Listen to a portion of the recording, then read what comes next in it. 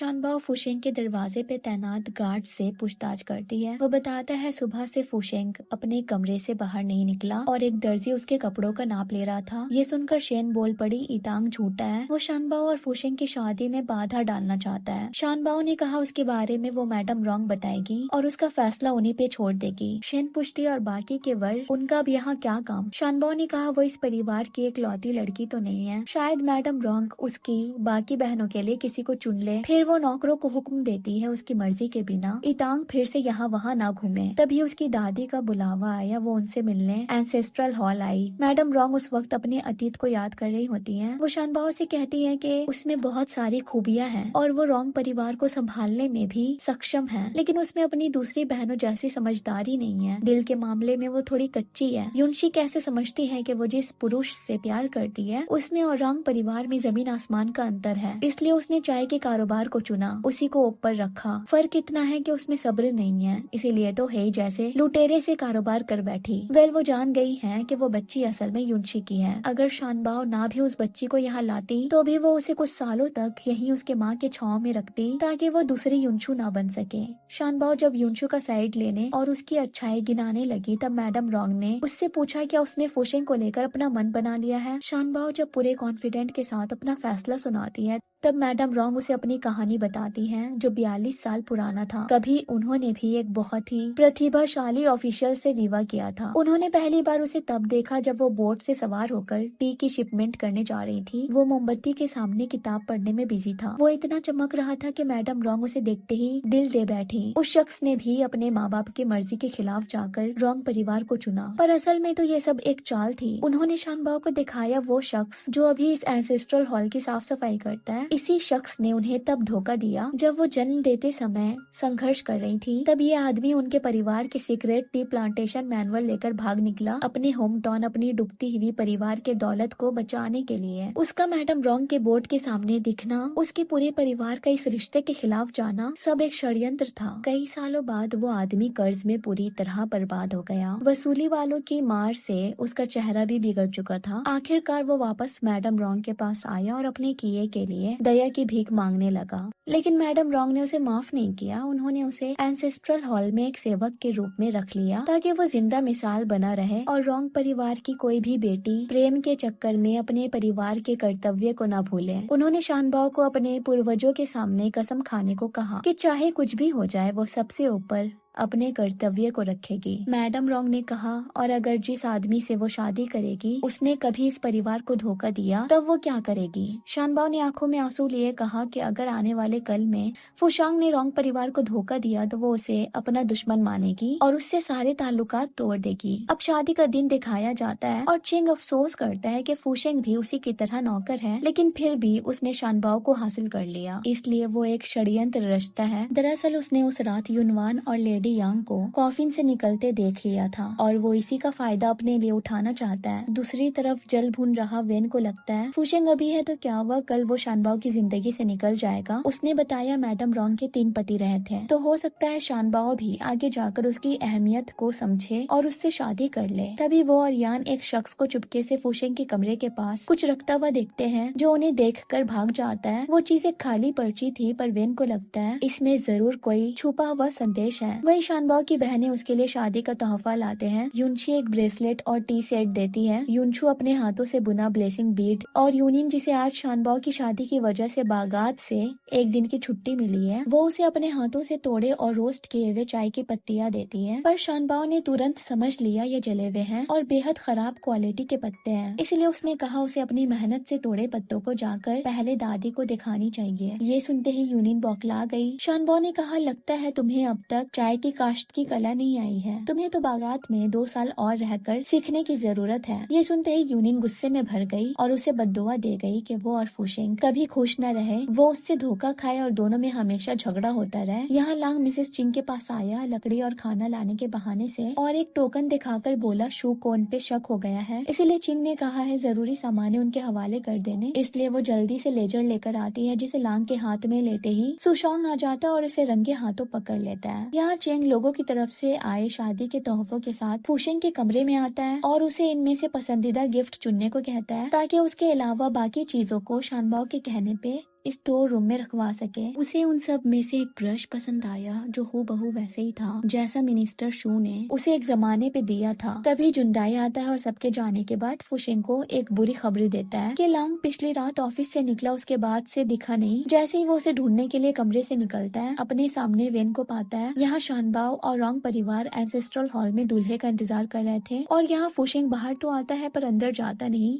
जुंदाई से शानबाओ को एक मैसेज भिजवाने को कहता है कि वो अभी एक जिंदगी और मौत की सिचुएशन में फंसा हुआ है, इसीलिए वो ये काम निपटा कर आएगा। सो वो उसका इंतजार करे। दरअसल वेन ने उसे सीक्रेट लेटर दिखाया जिसे जल्दी दिया के पास लाने से उस पे लिखे शब्द साफ नजर आ रहे थे। वेन ने बताया इसमें उसके बारे में लिखा है जिसे वो ढूंढने यहाँ पे आया था। वो उसे चुनने को कहता है, या तो शानबाओ से शादी करे या तो इस शख्स को बचा ले। फुशिंग के लिए मिस यांग को पकड़ना इस वक्त बहुत जरूरी था, इसलिए यहाँ पूरे परिवार के सामने शानबाओ की इज्जत चली गई। मैडम रोंग भी गुस्से में अपनी लाठी लेकर निकल गई। तभी चेंग आया और बताया नौकरों ने फुशिंग को मैंशन के बाहर साउथ टावर लेन की तरफ जाते देखा है। ये सुनते ही शानबाओ जल्दी से भागी क्योंकि उस जगह उसने मैडम यांग और युनवान को छुपाया था। यहाँ फुशिंग उन दोनों को पकड़कर अपने साथ ले जा रहा होता है ताकि इस केस का खुलासा कर सके, पर शानबाओ उसके कहने पे चेंग युनवान को पकड़कर घर ले गया जो मिस लियांग को छोड़ने को तैयार नहीं थी। शानबाओ भी फुशिंग की तरफ बेरुखी से घूर कर चली गई। फुशिंग उसे मनाने के लिए जाने लगा लेकिन फिर फर्ज ने उसके कदम पीछे कर दिए। उसने इंपीरियल इंस्पेक्टर का लिबास पहना और सुशोंग के ऑफिस आ गया उसके मुंशी चिंग को देकर अपने साथी लांग को छुड़ाने। पर जब उसने देखा सुशोंग ने उसे मार मार कर उसकी हालत खराब कर दी है,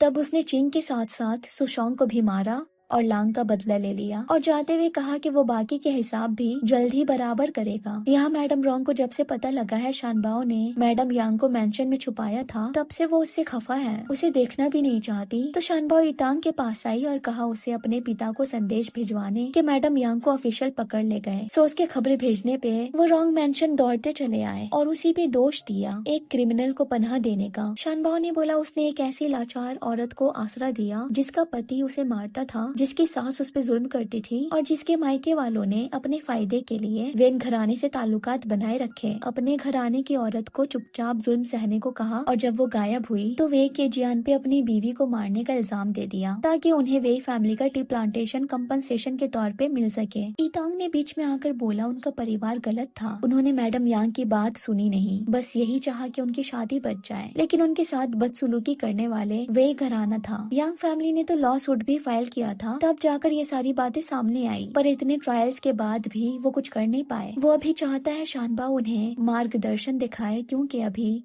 दोनों फैमिलीज को कोर्ट का सामना करना पड़ेगा। उधर जियांगलाई के गुरु और महामंत्री शू भी कैद खाने पहुँचते हैं। वो देखते हैं कि बार बार पूछताछ और दबाव के बाद भी मैडम यांग अपनी जबान खोलने को तैयार नहीं है। वो जियांगलाई को समझाते हैं कि अभी इस पूरी जांच की सबसे अहम कड़ी मैडम यांग ही है, जब तक वो अपनी जबान नहीं खोलेंगी तब तक ये मामला आगे नहीं बढ़ सकता। इसलिए वो उसको सलाह देते हैं कि किसी भी तरह मैडम यांग को सच बोलने के लिए तैयार करे। साथ ही उन्होंने एक और चेतावनी भी दी कि सुशोंग पर बहुत ज्यादा दबाव होगा कि इस मामले को दोबारा ना खोला जाए, क्योंकि अगर इसकी फिर से सुनवाई हुई तो सालों पहले इस मामले की जाँच करने वाले अधिकारी भी कटघरे में आ सकते हैं। वहाँ शानबाओ को कोर्ट में हाजिर होने का बुलावा भी आ जाता है। केस को रीओपन करने की डिग्री सीधे एम्परर की तरफ से आई थी, इसलिए शानबाओ को पता है वहाँ ना जाने का अंजाम क्या हो सकता है, इसलिए वो कोर्ट जाने के लिए तैयार हो जाती है। यहाँ मेंशन में यान मैडम रोंग को टहलाने लाया होता है और बस शानबाओ की तारीफ करता है कि कैसे उसने बागीचे को संभाला और यहाँ के पौधों को सुरक्षित रखा है। मैडम रोंग जानती है यान शानबाओ के लिए सिंसियर है, पर उन्हें लगता है कि वो जो भी करता है छुप कर करता है, इसलिए शानबाओ उसकी सच्चाई देख नहीं पा रही। उन्हें यानलू जियांगलाई से कई गुना बेहतर लगता है। तभी युनचू जो पास में शानबाओ के लिए प्रे कर रही थी क्योंकि वो बहुत जल्द कोर्ट जाने वाली है, वो सोचती है कि शानबाओ ने तो लेडी यांग को आसरा देकर कोई गलती नहीं किया, लेकिन जो लोग सच नहीं जानते उन्हें तो यही लगेगा कि रोंग घराने ने एक मुजरिम को पनाह दी ताकि वो वेई की टी प्लांटेशन छीन सके। ये इस परिवार के लिए कितनी बदनामी वाली बात होगी। ये सुनकर मैडम रोंग को युनचू काफी समझदार लगी। युनचू ने भी बताया शानबाओ के पास इसका हल होगा, वो कोर्ट में नहीं हारेगी, इसलिए वो भी उससे नाराज न रहे। मैडम रॉन्ग भी अचानक से युनशु को पसंद करते हुए नजर आने लगी। ऐसा लगता है जैसे जब भी शानबाओ से कोई गलती होती है तब वो अपना सपोर्ट कहीं और शिफ्ट कर लेती हैं और उसकी बाकी की सारी अच्छाइयों और मेहनत को भूलकर उसकी जगह किसी और को देने के बारे में सोचने लगती हैं। यहाँ युनशु भी मौके से फायदा उठाकर दादी के सामने अच्छा बन रही है ताकि उनकी सहानुभूति मिले। देखते देखते ट्रायल का दिन आ गया। लोगों की भीड़ थी, जिनमें मंत्री शू की बेटी शू मेंग भी मौजूद थी। उसने जियांगलाई के बारे में अपने पिता से बहुत सुना था, इसीलिए वो देखने चली आई वो किस तरह से सुनवाई करता है। मैडम यांग और उसके भाई को बुलाया जाता है, जो अपनी बहन को पहचानने से साफ इनकार कर देता है और उसे एक बहरूपिया घोषित कर देता है। फूशिंग ने मैडम यांग को कहा ही था, जिस परिवार को झूठे आरोप लगाने पे अंदर जाने से बचाने के लिए उन्होंने जिंदगी भर रॉन्ग परिवार की नौकरानी बनने का फैसला कर लिया है, पर उसके ही परिवार वाले अपना असली रंग अदालत में दिखाएंगे। और जब मैडम यांग ने देखा उनका अपना ही भाई अदालत में इतनी बेशर्मी से झूठ बोल रहा है तो वो और चुप नहीं रह सकी। 10 सालों से उनके दिल में दबा हुआ दर्द और गुस्सा आखिरकार फूट गया और उन्होंने अपने भाई यांग जिशेंग की सारी करतूतों का पर्दाफाश कर दिया। उन्होंने बताया कि यांग जिशेंग को पहले सोंगखे एकेडमी से निकाल दिया गया था और उसके पिता ने उसे 30 कौड़े भी लगवाए थे। फिर अपने स्वार्थ के लिए उसने मैडम यांग को अत्याचारी वेई परिवार के हवाले कर दिया और जब वो गायब हुई तो वेई फैमिली पे झूठा केस कर दिया ताकि बदले में उनका चाय का बागान मिल सके। लेडी यांग से पूछा गया अगर ऐसा था तो वो पहले क्यों अदालत नहीं आई, अपनी गवाही क्यों नहीं दी। उन्होंने अपने सर के एक पुराने जख्म दिखाए और बताया ये तब आया जब हमेशा की तरह उनकी सास उन्हें मार पीट रही थी और उनके पति को कहा कि वो उनके साथ बदसलूकी कर रही हैं और उन्होंने उसे ऐसे हटाया कि उनका सर जाकर टेबल से टकरा गया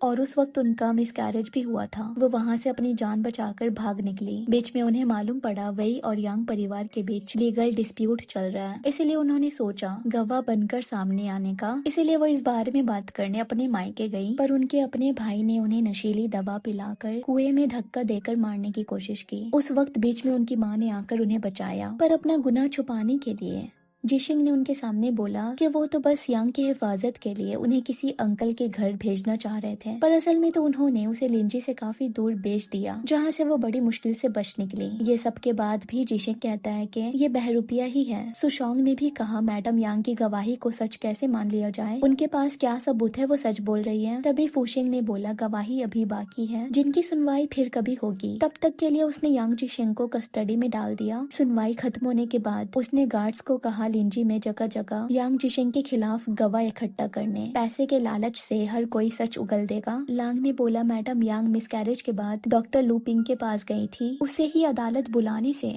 काफी सॉलिड विटनेस मिल जाता, पर फुशिंग हर तरह से मजबूत रहना चाहता है इन केस डॉक्टर के साथ कुछ हो जाए या वो वक्त पे कोर्ट न पहुंच पाए। फुशिंग ये भी सोचता है शानबाओ ने मैडम यांग को पनाह देकर कुछ गलत नहीं किया, पर वे के जियांग जो झूठे इल्जाम में एग्जीक्यूट होने वाला था और 10 सालों से उस पे मुकदमा चल रहा था वो भी तो गलत है, इसलिए उसे भावनाओं में आकर नहीं कानूनी घेरे में सबका न्याय करना होगा। वहीं शानबाओ याद करती है कैसे उसके माँ के गुजर जाने के बाद उसने अकेले में आंसू बहाया क्योंकि रॉन्ग फैमिली की बेटियों को रोने की इजाजत नहीं थी, क्योंकि उसे कमजोरी मानी जाती है। तब मैडम यांग ने ही उसके आंसू पोंछे थे। इस वक्त इन्हीं सोच में खोई बागीचे के सही पत्तियां भी कट कर देती है, जिसपे यान उसे कहता है अपने प्रिय जन का कोर्ट में सामना करना आसान नहीं है। वो चाहे तो अपने जज्बात उसके सामने जाहिर कर सकती है, वो जज नहीं करेगा, लेकिन शानबाओ ने इतना कहा कि मामूली लड़की नहीं है, वो रॉन्ग घराने की रॉन्ग शानबाओ है, वो हार नहीं सकती, ना ही कभी हारेगी। वहीं फुशिंग ने देखा लिंजी में कोई गवाही देने आगे नहीं आ रहा। बताया गया कि मैडम यांग को कोई पहचान ही नहीं रहा, उसे तो सबके सब बुज़दिल लगे। तभी एक और बुरी खबर आई कि डॉक्टर लूपिंग पिछले रोज माउंटेन से जड़ी बूटी लाने गए थे, पर ऊंचाई से गिरने से उनकी मौत हो गई। उधर सुशोंग 10 सालों से वे की जान को टॉर्चर कर रहा था, इतना कि वो आखिर में कहता है कि उसी ने अपनी बीवी की हत्या की है। अगले दिन सुनवाई में शानबाओ को पेश किया गया, उसके साथ शेन भी आई। फुशिंग ने शानबाओ को लेडी यांग की पहचान करने को बोला। उसने कहा वो इतने सारे नौकरों में से हर कोई को इतने अच्छे से नहीं जानती। फुशिंग ने बोला ये कोई आम सर्वेंट नहीं है, युनवान को इनसे बहुत अटैचमेंट है। शानबाओ ने मैडम यांग की तरफ देखकर कहा युनवान लियांग नाम की नौकरानी से अटैच थी, जो 3 महीने पहले चोंगजू चली गई रिटायरमेंट के लिए, लेकिन उनके जाने के कुछ दिनों बाद युनवान एक भिखारी को ले आई क्योंकि वो मिस लियांग की तरह युनवान को लगी। इसलिए शानबाओ ने भी इनके बैकग्राउंड के बारे में ज्यादा पूछताछ नहीं किया। लांग ने बोला ये तो झूठ पे झूठ कह रही है।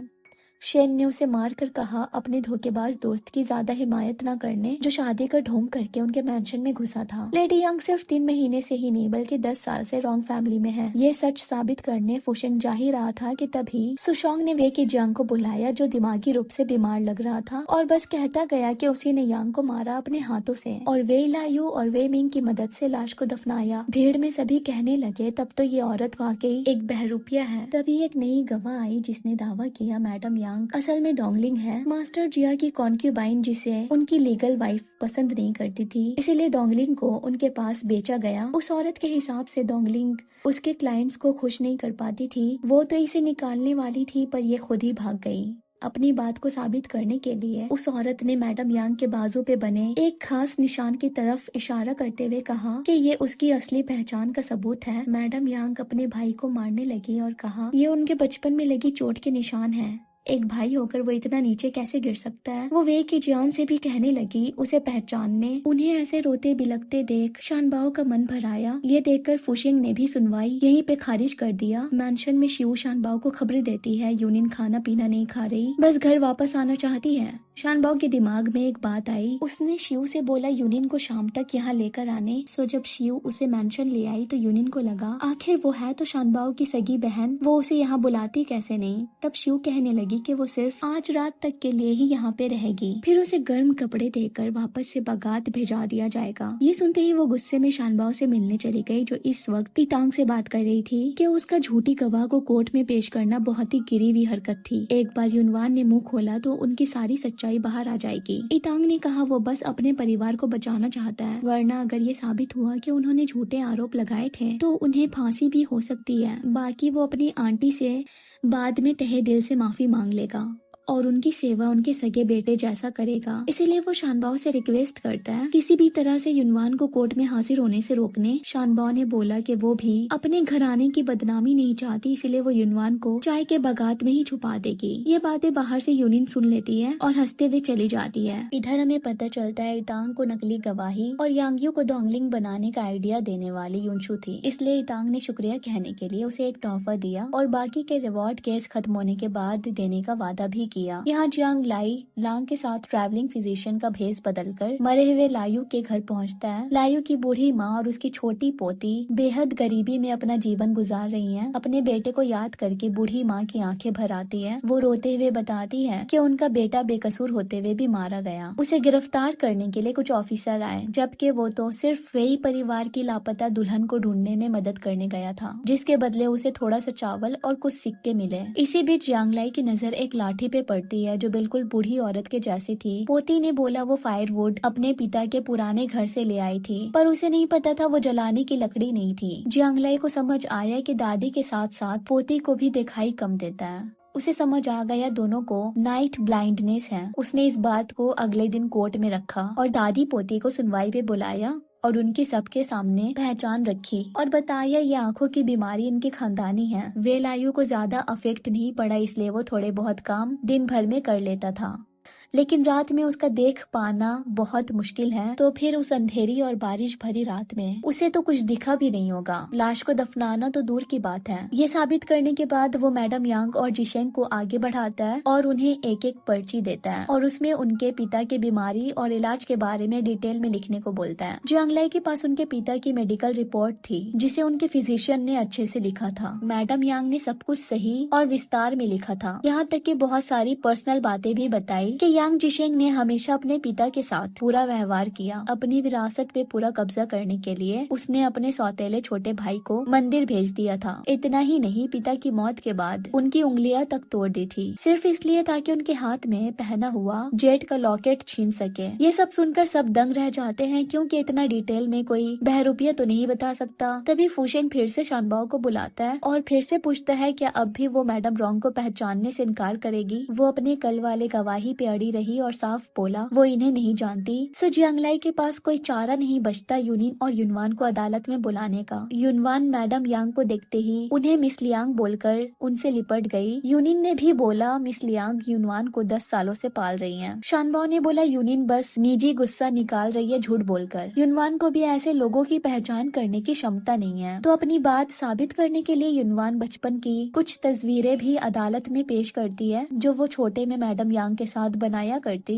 यूनिन ने कहा कि हर तस्वीर के नीचे मैडम यांग की सिग्नेचर है, चाहे तो वो हैंडराइटिंग मिलाकर देख सकते हैं। लेकिन तभी मैडम यांग ने सारे पेंटिंग्स फाड़ दिए और कहा कि वो वाकई एक बहरूपिया है ताकि इन सब में रॉन्ग फैमिली फंसे ना और ना ही उनकी बदनामी हो। सुशोंग ने इस जुर्म में उन पे 40 कोड़े मारने की सजा सुनाई। युनवान ने रोते हुए शानबाओ से कहा मिस लियांग की मदद करने और सच बताने। तब जाकर उसने अपनी जबान खोली और बोला ये औरत वे की जान की पत्नी यांग ही है जो 10 साल पहले एक अहम गवाह बनकर सामने आना चाहती थी, लेकिन उनके अपने भाई ने ऐसा होने नहीं दिया। तब रॉन्ग मैंशन ने उन्हें पनाह दी और उन्हें छुपा कर रखा, इस उम्मीद में कि एक दिन कोई ईमानदार अधिकारी आएगा और इस केस का इंसाफ करेगा। इससे पहले जितने भी ऑफिशियल्स जो इस केस को सॉल्व कर रहे थे वो उन्हें सबूत पेश करने से रोका करते हैं, पर उसके पास अब भी खून से सने यांग के कपड़े मौजूद हैं, जो एक अहम सबूत है। जाओ नाम का फिजिशियन भी टेस्टिफाई कर सकता है। 10 सालों से रॉन्ग मैंशन के छत के नीचे रह रही ये नौकर ही मैडम यांग है।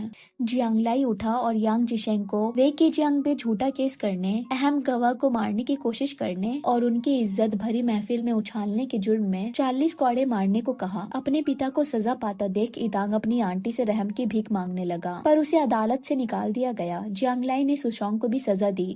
इतने सालों से मुजरिम का साथ देने, वे की जियांग को टॉर्चर करने और सबूत के साथ छेड़छाड़ करने के जुर्म में सुशोंग जैसे करप्ट ऑफिशियल को अरेस्ट कर लिया गया। यहाँ मैडम रॉन्ग, जिन्हें बस अपने खानदान की इज्जत की परवाह थी, उन्हें नौकरानी बताती है यूनिन ने ही युनवान को कोर्ट ले गई। शानबाओ की कोई गलती नहीं थी, लेकिन उसने सब संभाल लिया और मैडम यांग भी बेकसूर साबित हुई। मैडम रॉन्ग का कहना है जो भी हो, पर ये 10 साल पुराना केस है। मासूम को आसरा देना बहुत सारे कॉन्सिक्वेंसेस के साथ आते हैं। वो बहुत सारे बड़े बड़े लोगों और ऑफिशियल्स के नजर में आ गए हैं। अब उन्हें उनके क्रोध और बदलों का सामना करना पड़ेगा। तभी युनचू जो वहीं बैठी थी जानबूझकर चाय का प्याला गिरा देती है और रोते हुए कहती है ये सब उसकी गलती है। उसने ही यूनिन को फ्लावर हॉल से आते देखा, उसे रोकना चाहिए था। जरूर उसने उसी वक्त सुना होगा शानबाओ युनवान को कैसे कोर्ट जाने से रोकने वाली है। मैडम रॉन्ग ने बोला अगर शानबाओ सच में सब खुफिया तरीके से करना चाहती तो यूनिन को कोई भनक नहीं लगती। उसने जरूर ये सब जानकर किया होगा। इस तरह से युनचू दादी का गुस्सा और बढ़ा देती है और वो शानबाओ से मिलने तक को मना कर देती है, जो बाहर बारिश में घुटने टेके बैठी थी। यहाँ चेंग उसे ऐसा देखकर दुखी होता है और सबका जिम्मेदार जियांगलाई को मानता है। सर्वेंट यान कहती है मैडम रॉन्ग को ऐसी लीडर चाहिए जो ऑफिशियल्स को कंट्रोल कर सके, ना कि वो जो जज्बात में इतनी आसानी से बह जाए। उनके हिसाब से वो शानबाओ को उसके अथॉरिटी से हटा सकती है। देखा जाए तो शानबाओ की जिंदगी बिल्कुल भी आसान नहीं थी। उसे अथॉरिटी के साथ साथ बहुत कुछ त्यागना पड़ रहा था, खासकर बेसिक इमोशंस को दबाना पड़ता था जो एक इंसान होने की निशानी होती है। शानबाओ कुछ दिन पहले ही बीमारी से उठी थी। वो पूरी तरह भीग गई थी और बेहोश हो रही थी। तभी यान छाता लेकर आया और उसे पकड़ लिया। यहाँ जियांगलाई के ऑर्डर पे यंग फैमिली हाउस को सर्च किया गया, लेकिन इतांग का कहीं पता नहीं चला। उसके साथ साथ घर की कई कीमती चीजें गायब हैं। वहीं जेल में जियांगलाई की नजर उसी फान नाम के आदमी पे पड़ी जिसने घर रिपेयरिंग के चक्कर में ऑटोप्सी 3 दिन डिले कर दी थी। उसे केस डिले करने की सजा भी मिली थी। जियांगलाई वहाँ से सीधे सुशोंग के पास आया जो आराम से जेल में खाना खा रहा था, पर जैसे ही जियांगलाई ने बोला यान जिशिन ने उसके रिश्वत लेने का सारा सच उगल दिया, जिसके नतीजे में उसे मौत की सजा भी हो सकती है। तब जाकर सुशोंग बताने लगा वे फैमिली केस में वो एक अकेला नहीं है, पर इसके पीछे शख्स के नाम लेने से डरता भी है। और उसी पल में उसके मुंह से झाग निकलने लगता है, क्योंकि खाने में जहर था जो शू फैमिली से आया था। उसके बाद से जियांगलाई ने ठान लिया कि वो सभी दोषी और करप्ट ऑफिशियल्स को पकड़कर रहेगा जिनकी वजह से बेगुनाह जेल के अंदर हैं और गुनहगार खुलेआम बाहर घूम रहे हैं। उसके गुरु सलाह देते हैं धैर्य रखने और सही वक्त का इंतजार करने। फिर वो उसे अलविदा कहकर शू मियिंग के साथ कैपिटल निकल जाते हैं। वही मिस लियांग ने फैसला कर लिया है अब तक जो भी हुआ उसे भुलाकर जिंदगी की नई शुरुआत एक नई पहचान के साथ करेंगी। वही वेन के पिता यानी शानबाओ के अंकल अपने जिद्दी बेटे को बांधकर मैंशन से वापस ले जा रहे होते हैं, पर वेन जाते हुए शानबाओ को बताता है उसके पास मैडम यांग का पता कोई जानकर छोड़ गया था। इस परिवार में कोई है जो उसका दुश्मन है।